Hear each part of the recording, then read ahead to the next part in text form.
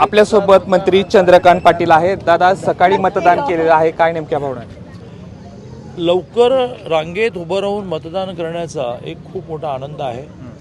सर्वसामान्य माणसाशी त्यामुळे गप्पा मारता आल्या. 1 तास व्यवस्थित रांगेमध्ये उभा होतो आणि त्यामुळे कधी पुढच्याशी बोलणं, मागच्याशी बोलणं. महिलांची रांग थोडी वेगाने सरकत होती, त्यामुळे नवीन महिला शेजारी आली की ती म्हणजे, ओ दादा तुम्ही का रांगेत उभं राहिला? म्हणजे नाही, मी सर्वसामान्य माणसाला जे करावं लागतं ते करणार.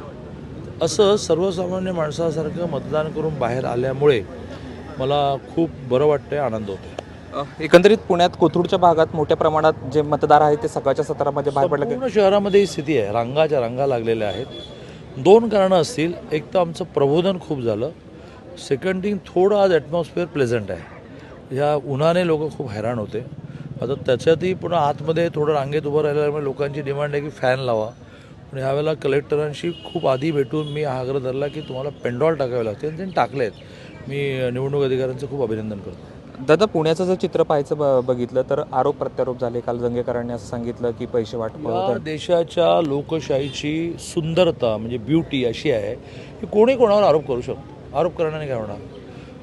छानबीन करणार पोलीस ना. त्यामुळे पोलिसांनी ॲप्लिकेशन 4 तास लावले तुम्ही ॲप्लिकेशन द्यायला, पण आता ॲप्लिकेशन तुम्ही दिलं आहे, पोलीस चौकशी करतात. काल दंगेकर असं म्हणाले ट्रक भरून भाजपने पैसा आणलाय. अरे बाबा, अशा प्रकारचे आरोप करण्याने काही होत नाही. त्यासाठी पुरावे लागतात.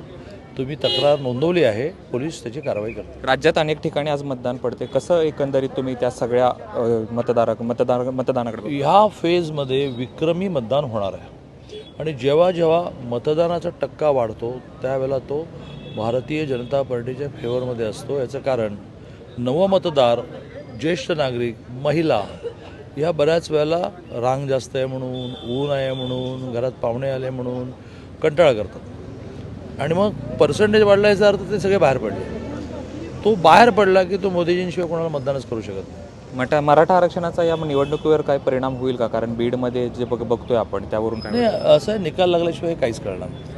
तर दुसरी गोष्ट, तुम्ही बारामतीमध्ये आला होता आणि त्यावरती एक वक्तव्य केलं होतं. विषय जुना झाला. व त्याच्यावरती अजित पवारांनी नाराजी व्यक्त केली. अजित पवारांनी काही नाराजी व्यक्त केली नाही. विषय जुना झाला. तुम्ही जुन्या विषयांना उकळी फोडू नका. आणि मी आणि दादा इतके दोस्त आहोत, त्यामुळे नाराजी विराजी विषय काही नाही. पुण्यात कमळ फुलेल. पुण्यात कमळ काय, देशात कमळ फुलेल.